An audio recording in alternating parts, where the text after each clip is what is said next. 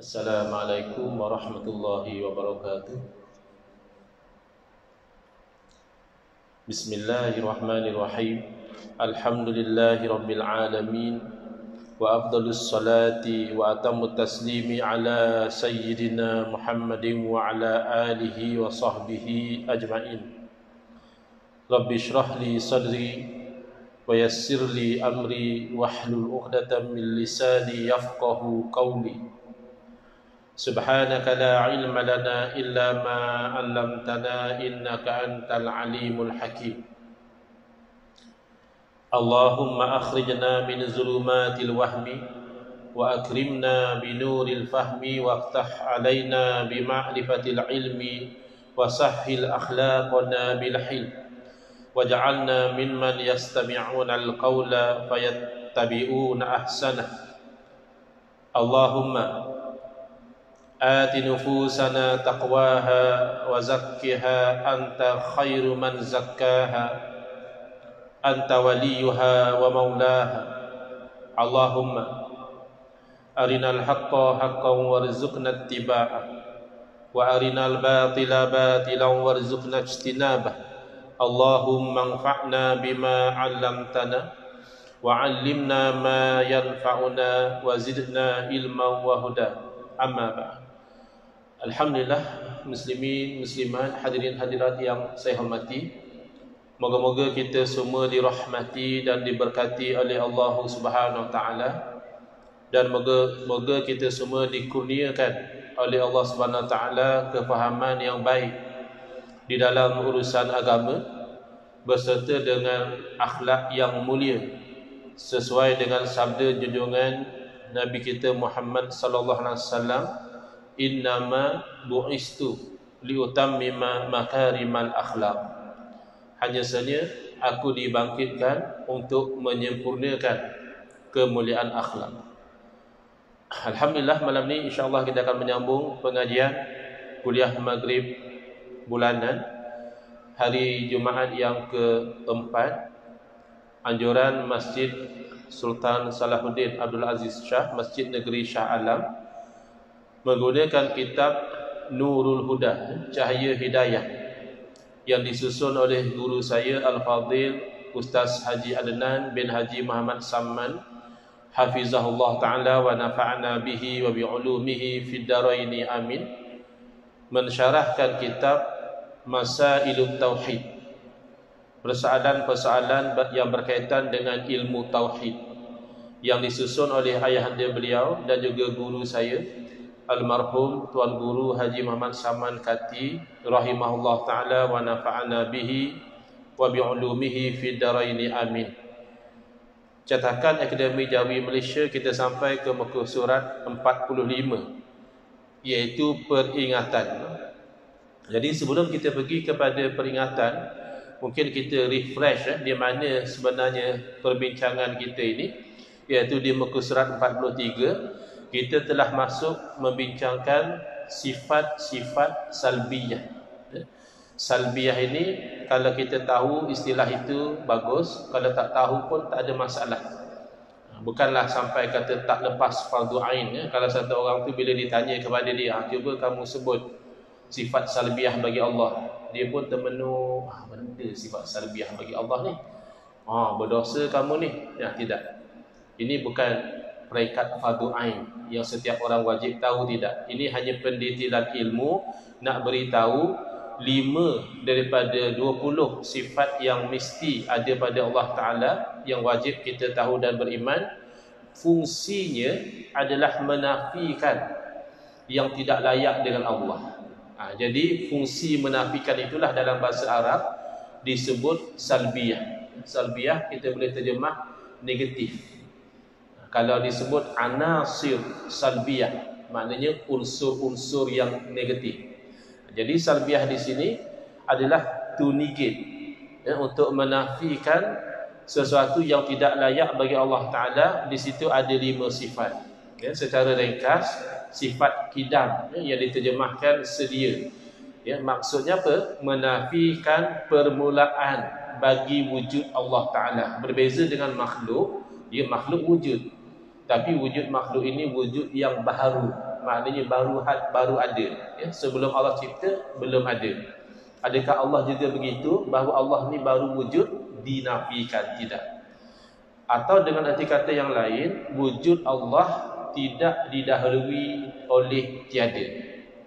Yang kedua adalah baqa, kita terjemah kekal. Yang dimaksudkan adalah menafikan perakhiran bagi wujud Allah. Allah wujud sampai bila? Tak ada. Soalan tu tak valid. Ya, wujud Allah tidak akan diakhiri oleh tiada. Sebagaimana wujud Allah tidak dimulai oleh tiada, demikianlah tidak akan diakhiri oleh tiada. Yang ketiga, mukhalafatuhu ta'ala lil hawadis. Terjemahannya bersalah-salahan Allah Ta'ala dengan yang baharu. Apa maksudnya? Menafikan persamaan Allah dengan makhluk. Allah tidak sama seperti makhluk, demikian makhluk tidak sama seperti Allah. Apatah lagi kalau mengallahkan makhluk. Orang yang mengatakan Nabi Muhammad SAW itu adalah Allah, itu membawa kepada kufur. Kerana itu menafikan mukhalafatahu ta'ala al-hawadis, sama pun tidak. Ya, Nabi Muhammad SAW adalah Nabi kita yang mulia, yang kita muliakan, ya, tetapi bukan Tuhan. Asyhadu an la ilaha illallah wahdahu la syarikalah wa asyhadu anna Muhammadan abduhu wa rasuluh. Kita menyaksikan bahawa Nabi Muhammad adalah hamba-Nya, hamba Allah dan utusan Allah, bukan Allah. Jadi hati-hati ya, ada kebelakangan ini tersebar ajaran yang mengatakan Nabi Muhammad SAW itu adalah Allah. Itu tidak betul. Itu bahkan kufur. Qiyamuhu ta'ala binafsihi, terjemahannya berdiri Allah Ta'ala dengan sendiri. Sebab tu baca terjemahan ini kadang-kadang kalau tidak disyarahkan mengelirukan. Ya, kita makhluk yang sihat pun boleh berdiri sendiri. Yang tak boleh berdiri sendiri ni mungkin orang stroke, ya, orang yang terlampau uzur, terpaksa dipapah, terpaksa diusung, bukan itu maksudnya. Qiyamuhu ta'ala binafsihi ini adalah menafikan bahawa Allah itu berhajat kepada yang lain. Walaupun Allah ciptakan malaikat dan malaikat itu ada tugasnya, walaupun Allah ciptakan para rasul itu ada tugas yang dipikul, bukan berarti kerana Allah berhajat kepada malaikat, bukan berarti Allah berhajat kepada rasul. Sekira-kira boleh sahaja apa yang malaikat lakukan itu Allah jadikan tanpa ada malaikat. Boleh sahaja kalau Allah kehendaki Allah beri hidayah tanpa ada rasul. Tetapi itu adalah sunnatullah. Itu cara Allah. Bila Allah nak beri hidayah kepada sesuatu kaum, maka sebab hidayah adalah para rasul alaihi wassalatu wassalam. Tapi berhajat tidak. Dan yang kelima dan terakhir daripada sifat salbiyah adalah wahdaniyah.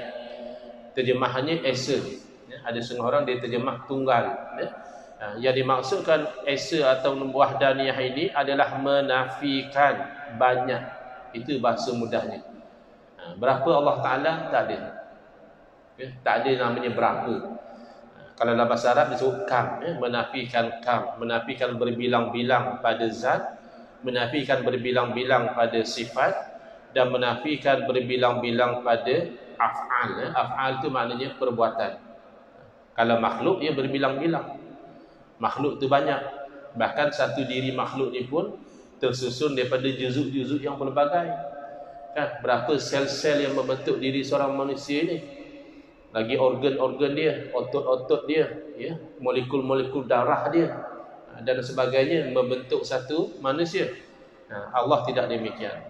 Jadi inilah 5 sifat salbiyah. Lalu dalam kuliah yang lalu kita pergi pada menghuraikan yang pertama, iaitu qidam. Terjemahan qidam adalah sedia. Maknanya menafikan permulaan bagi wujud Allah Ta'ala. Lawannya adalah baharu. Maknanya Allah dulu tak wujud, kemudian baru wujud, itu mustahil. Itu maksud lawan di situ. Saya percaya untuk majoriti orang tak perlu terang, fahamlah. Qidam artinya sedia, lawannya baharu. Tapi ada ya, saya dengar sendiri dengan telinga saya, bahkan yang bercakap tu orang yang berceramah di Masjid Surau. Kata dia masa dia baru masuk Islam, dia diajar di Perkim. Jadi Perkim ajar pada dia tentang akidah, ya, Allah tu ada, lawan tiada. Jadi dia kata pening juga belajar sifat 20 ni. Allah tu asalnya ada, lawan-lawan tidak ada. Ini tak betul. Ini bukan cerita Ultraman lawan raksasa. Kan Ultraman lawan dengan raksasa, akhirnya raksasa tu musnah. Ya. Jadi Allah tu asalnya ada, tu lawan tiada. Ini parah bahasa Melayu dia.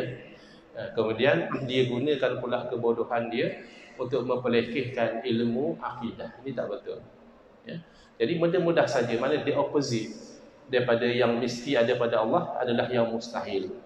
Mestilah Allah itu kidam, maka mustahillah Allah itu baharu. Untuk kebanyakan masyarakat cukuplah setakat itu, bahawa Allah itu Tuhan, menunjukkan Allah tidak baharu. Kerana kalau baharu artinya makhluk. Saya bagi contoh, kalau budak kecil tanya pada ibu dia, siapa yang ciptakan pokok, ciptakan monyet, ciptakan tupai, ciptakan ikan, ciptakan sungai? Lalu mak dia jawab, Allah. Tak lama anak dia datang lagi, kalau begitu bu, mak, siapa yang ciptakan Allah? Ibu dia orang kampung saja, bukan orang belajar universiti, bukan orang ada master, ada PhD. Kalau ibu dia jawab, Allah tu kan Tuhan, mana pula Allah diciptakan? Kalau Allah kena cipta, bukan Tuhan dah nak. Jawapan orang kampung sudah betul, sudah tepat, sudah mantap dah jawapan ibu dia tadi. Tetapi dalam dunia akademik, dalam dunia perbincangan ilmiah, kadang-kadang hujah itu perlu dibuat secara tersusun. Maka ulama menerangkan, kalaulah Allah tidak bersifat kidam, ini berhujah, metod berhujah. Kok dah orang kata tak mungkinlah, tak bolehlah Allah wujud tanpa ada permulaan, saya tak boleh bayangkan, ya. Maka kalau kamu mengatakan menafikan kidam, berarti akan berlaku salah satu daripada dua yang mustahil. Iaitu kalau kamu fikir siapa cipta Allah, kalau kamu beriman dengan sifat kidam, dah selesai. Tak ada yang cipta Allah. Kerana yang kena cipta ni benda baru. Allah bukan benda baru, Allah bersifat qadim. Lalu kalau kamu menafikan, berarti kamu mengatakan Allah diciptakan. Simple saja. Kalau kamu kata Allah itu baharu, tak mungkinlah Allah menciptakan zatnya sendiri. Benda belum wujud, mana boleh menciptakan. Kalau sudah wujud, apa perlu diciptakan? Maka nak tak nak, setiap yang baharu diciptakan oleh yang lain. Maka akan timbul soalan seterusnya, siapa yang mencipta pencipta Allah? Dia tidak akan selesai di situ. Maka apabila kamu layan keraguan kamu tadi, akan berlaku sama ada tasalsul ataupun daun, dan kedua-duanya mustahil. Tasalsul ni mungkin orang pencet, tak ada kerja, santai, fikir-fikir siapa cipta Allah. Barangkali ada satu Tuhan lain. Fikir balik, siapa cipta Tuhan tu? Ada Tuhan lain lagi. Ya, fikir lagi. Akhirnya mana Datuk? Kamu lama tak nampak. Masuk hospital, seminggu tak makan nasi. Fikir siapa cipta Tuhan. Itu cerita tasalsul, mustahil. Bersambung tak putus-putus tu mustahil. Satu lagi namanya daur. Daur ni mungkin orang yang masih bekerja, ada masa nak kena masuk office. Ya. Siapa cipta Allah? Katakan dia kata Tuhan A. Siapa cipta Tuhan A? Tuhan B. Siapa cipta Tuhan B? Alamak, nak masuk kerja dah ni. Allah lah balik, pusing macam tu kan senang. Tak betul lah, mustahil. Maka menafikan kidam, menatijahkan natijah yang mustahil, maka terbuktilah bahawa Allah Ta'ala bersifat dengan sifat kidam, iaitu wujud tanpa ada permulaan dan tidak diciptakan. Beza wujud Allah dengan wujud makhluk. Wujud makhluk ini jaizul wujud, boleh jadi wujud, boleh jadi tak wujud. Sedangkan wujud Allah adalah wajibul wujud, mesti wujud.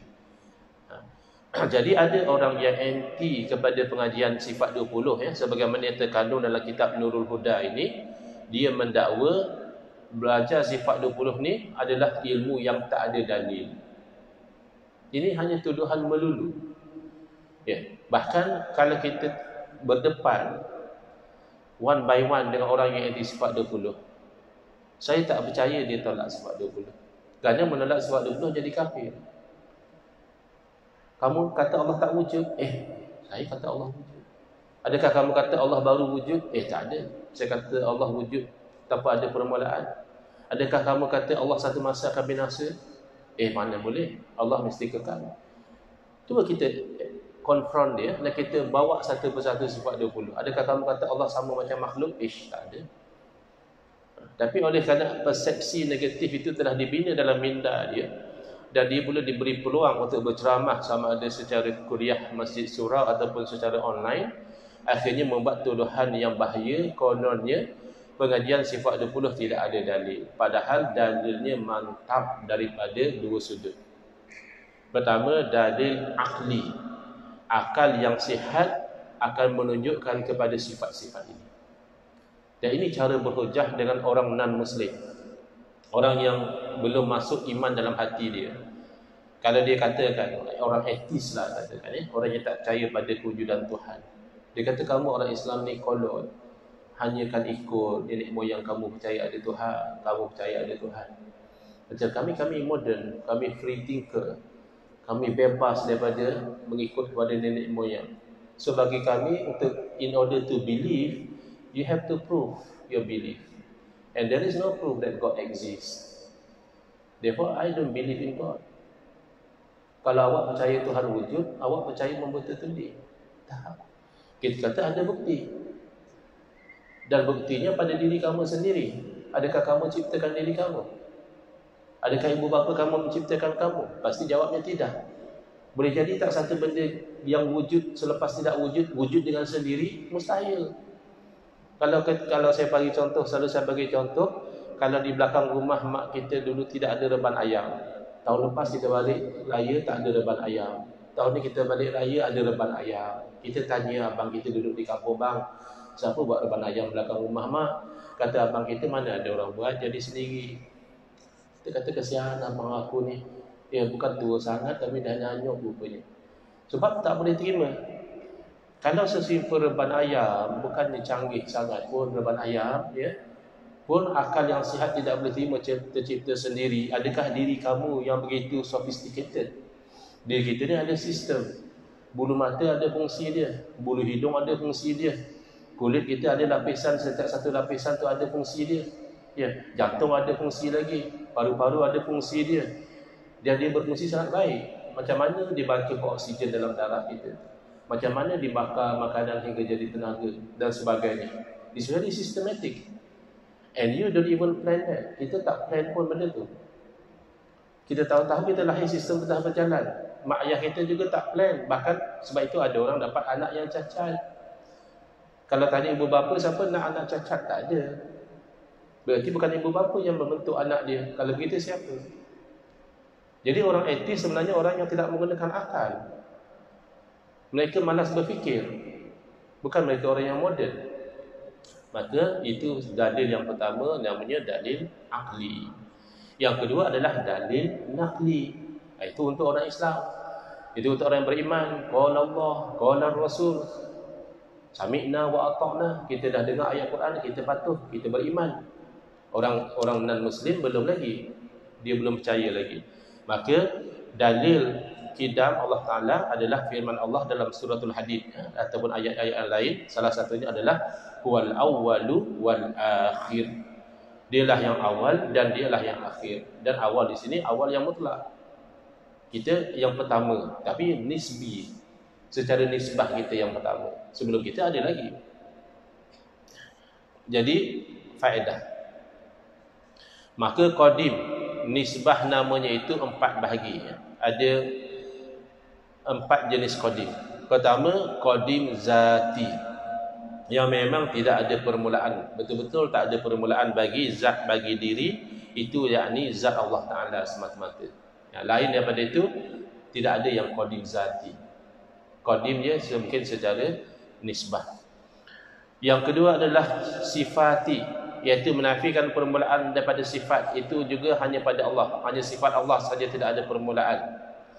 Yang ketiga, qadim idhafi, secara sandaran saja. Contohnya, dahulu bapa daripada anak. Takkanlah anak lahir dulu, tak mungkin lah. Bapa lah dulu. Tapi sebelum bapa dia dah ada kewujudan yang lain. maka bapa dia tu qadim idhafi saja. Dan yang keempat qadim zamani. Qadim daripada sudut zaman. Misalnya hari Isnin dahulu daripada hari Selasa. Hari Selasa dahulu daripada hari Rabu, begitu. Boleh jadi tak hari Selasa dahulu pada hari Isnin? Ya boleh, tapi minggu lain-lain lah. Hari Selasa minggu ni dahulu pada hari Isnin minggu depan. Jadi kalau orang yang nak think positif, kadang-kadang kita ni selalu stres ya. Asal sampai kat traffic light dia merah. Asal sampai kat traffic light dia merah. Kan kita nak cepat. Kalau kita fikir positif, asal sampai kat traffic light belum hijau lagi. Kalau kita cepat, belum hijau dah sampai. Belum hijau ya merah lah. Baik. Selesai. Jadi peringatan. Yang ni kita masuk di sini. Orang yang kata selain pada Allah qadim hakiki, nescaya jadi kufur. Seperti golongan ahli-ahli falsafah. Peringatan. Di zaman sekarang ini seringkali kita dengar atau kita baca di akhbar-akhbar perkataan bencana alam.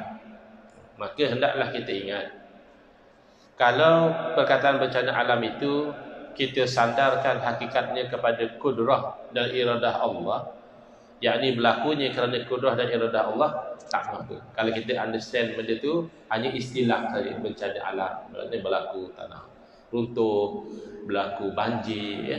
Tapi kita tahu itu semua adalah kudrah iradah Allah, tak mengapa. Tetapi kalau perkataan itu memang secara hakikat kita sandarkan terus kepada alam itu sendiri, kita kata kenapa berlaku ni? Nature. So nature tu istilah God is nature. Itu bahaya. Seolah-olah sebab dan asbab pada alam ini memberi kesan dengan sendirinya. Ini bawa kepada kufur. Kerana syirik. Kerana berlaku satu benda luar daripada kuasa Allah. Yang tanah runtuh tu kenapa berlaku? Memang nature-nya macam tu. Itu bahaya. Jadi hati-hati ya. Menggunakan istilah bencana alam boleh, tapi kita kena jelas bahawa itu hanya istilah yang merujuk kepada yang berlaku di depan mata, sebenarnya adalah hasil kudrah iradah Allah Subhanahu Wa Taala. Samalah dengan istilah yang lain seperti hakisan air, hakisan angin dan sebagainya. Jangan sampai terlepas daripada takdir Allah. Samalah kan orang pergi jumpa doktor, tuan doktor, tolonglah sembuhkan penyakit saya. Boleh ke doktor sembuhkan penyakit? Dari segi hakikat tak boleh. La haula wa la quwata illa billahil aliyil azim. La shifa illa shifa'u. Tak ada kesembuhan kecuali kesembuhan yang engkau kurniakan. Tapi kalau atas dasar asbab, maksudnya doktor tolonglah usaha, moga-moga dengan izin Allah ya saya sembuh. Kalau itu maksud daripada perkataan tuan doktor tolonglah sembuhkan penyakit saya, maka itu boleh. Cuma nak kena tanamlah ya hakikat tauhid itu. Baik. Makna baqa. Kita pergi kepada yang kedua daripada sifat salbiyah. Baqa artinya kekal Allah Taala. Okey, itu maksud apa? Terjemahan. Adapun maknanya, maksud daripada baqa itu adalah menafikan kesudahan bagi wujud Allah Taala. There is no end for the existence of God. Tak ada penghujung dia. Yakni wujud Allah Ta'ala itu tidak dibohongi oleh Adam ya. Adam bahasa Arab maksudnya tiada. Maknanya kalau manusia ni dia ada tiada, kemudian ada, kemudian tiada balik, kemudian ada, hidup semula di alam akhirat, kemudian kita kalau masuk syurga kekal dalam syurga insya-Allah. Itu dikekalkan. Tak sama dengan baqa Allah Ta'ala. Baqa Allah itu memang baqa yang zati. Memang Allah wajib mesti kekal. Tak mungkin Allah binasa. Tapi kekalnya makhluk itu dikekalkan oleh Allah Subhanahu Wa Taala. Lawannya adalah dihubungi oleh tiada, yakni binasa, fana. Itu mustahil. Dalil akli padanya bahawa jika tidak kekal Allah, nescaya ia binasa. Kalau binasa bukanlah qadim, bukanlah jenis yang mesti ada. Kalau binasa maknanya jenis yang jaizul wujud, boleh ada, boleh tiada. Sedangkan telah terbukti tadi bahawa Allah bersifat qadim, wajibul wujud, mesti ada. Kalau wajibul wujud, ya tak mungkin binasa. Itu dari segi akliyah dia.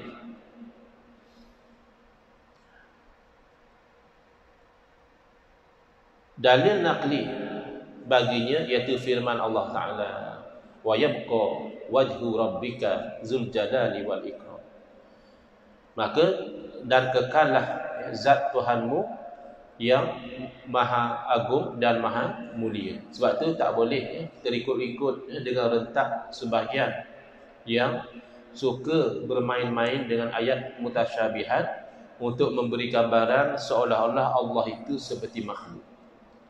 Baru-baru ni saya terbaca, satu orang dia tulis, dia kata siapa yang mengatakan Allah itu tidak bermuka, tidak bertangan, tidak berkaki, orang itu adalah golongan musyabbihah.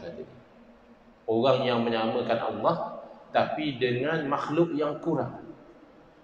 Kan kalau tak ada kaki itu kan cacat.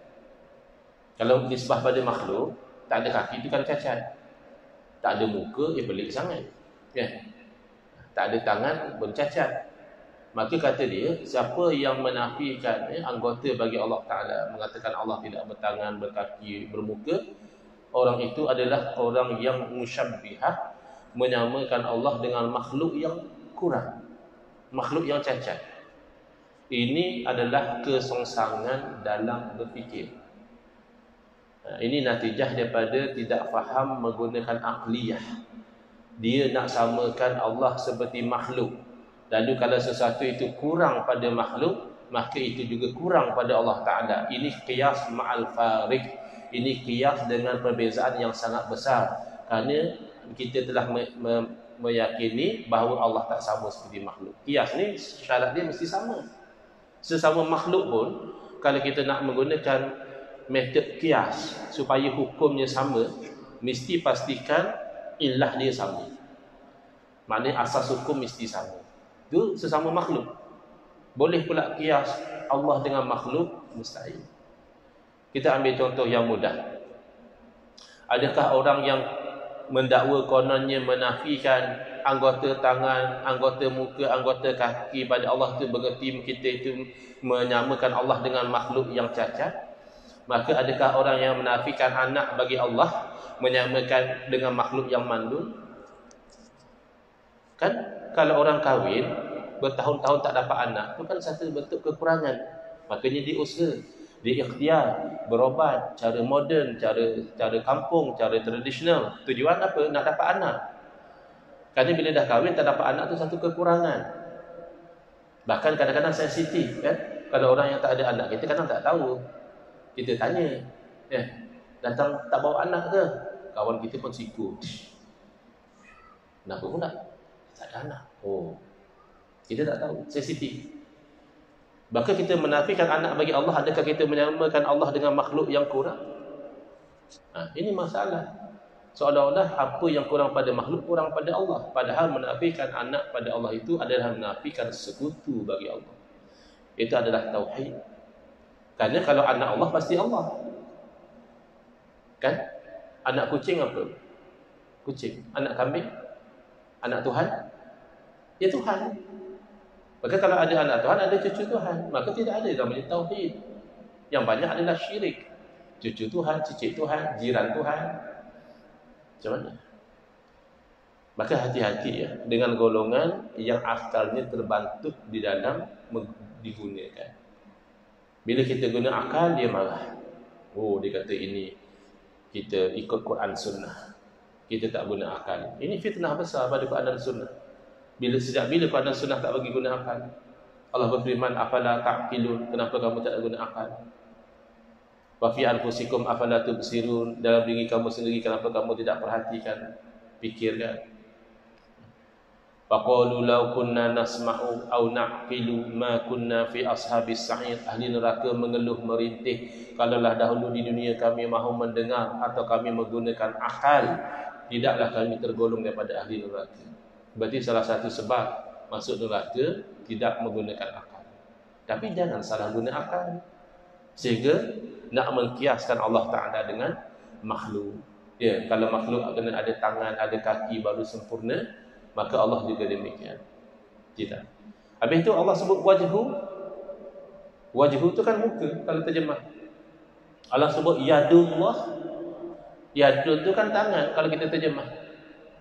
Maka kita sebagai Ahlussunnah wal Jamaah, kita menetapkan wajhun, yadun, tapi makna itu serah kepada Allah. Bukan seperti mereka. Mereka kata wajhun tu muka, tapi muka yang layak dengan Allah.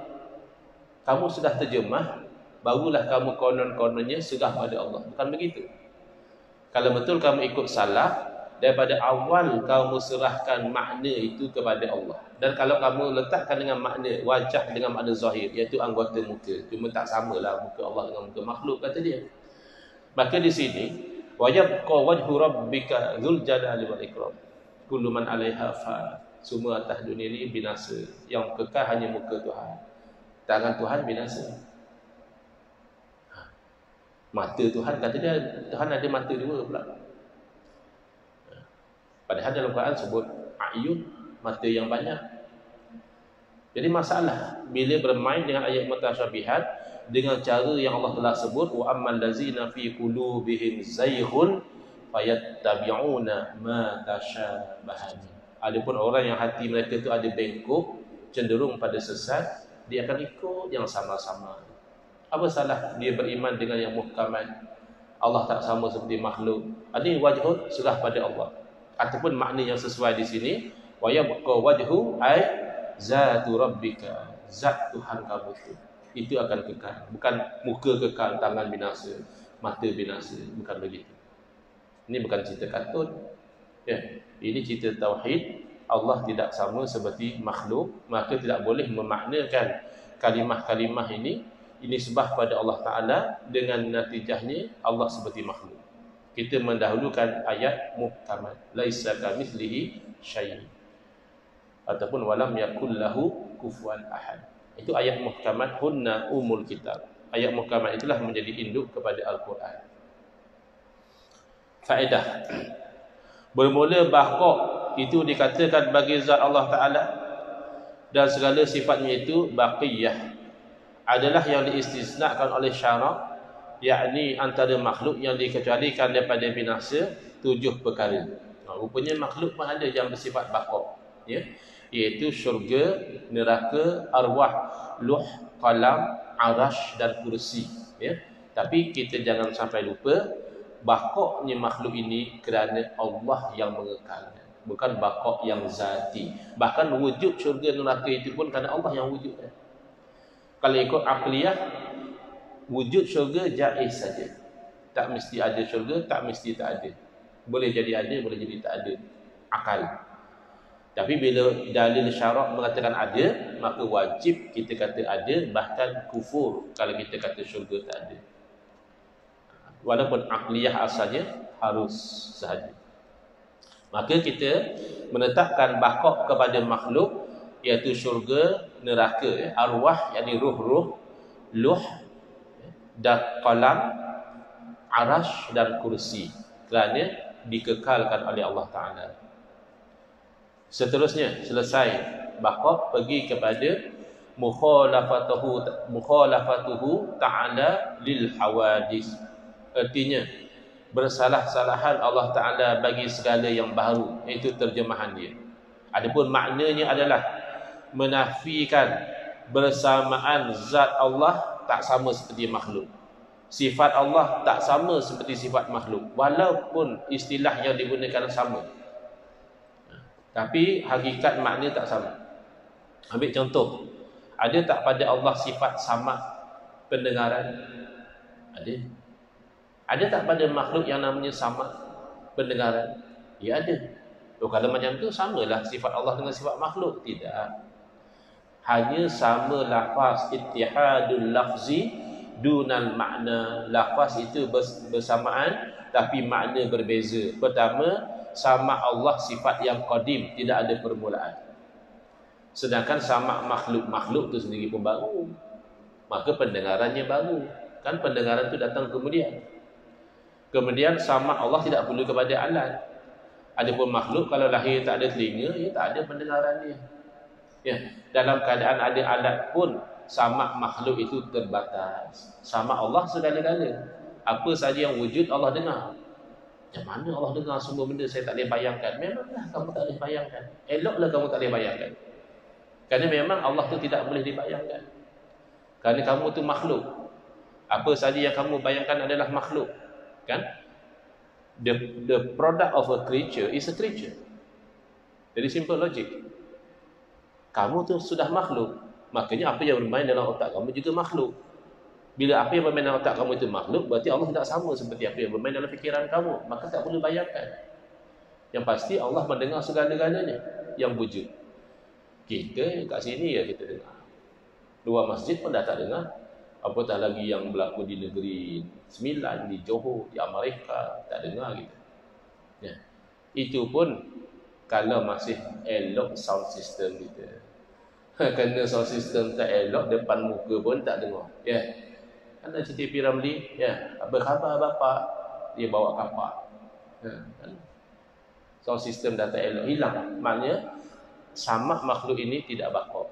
Sedangkan samak Allah baqa. Dia kekal. Baik. Jadi tak sama Allah pada zat, tak sama dengan makhluk. Pada sifat, ada orang ajaran sesat macam tu lah. Dah ada sifat Tuhan pula dalam diri dia. Hati-hati. Atas nama hakikat, bukan. Inilah hakikat. Inilah hakikat tauhid. Lalu diserahkan kepada tasawuf. Tapi kalau sampai sudah menyamakan diri dengan Tuhan, itu bukan hakikat. Baik. Dan juga perbuatan baharu tidak sama. Yakni zat Allah Ta'ala bukannya jirim atau jisim atau arad, ya. Bukan terdiri pada molekul-molekul, ketulan-ketulan ataupun sesuatu yang berdiri pada zat. Alhasil, segala apa juga yang terlintas pada fikiran kita, maka Allah Ta'ala bersalahan daripada yang demikian itu. Kalau kita masih terbayang kot Allah macam ni kot, pastilah Allah tidak demikian. Dengan demikian jadilah segala yang dikatakan pada ilmu tauhid itu terhimpun di dalam dua kalimah sebagaimana tersebut dalam Asy-Syarqawi ala Hudhudi.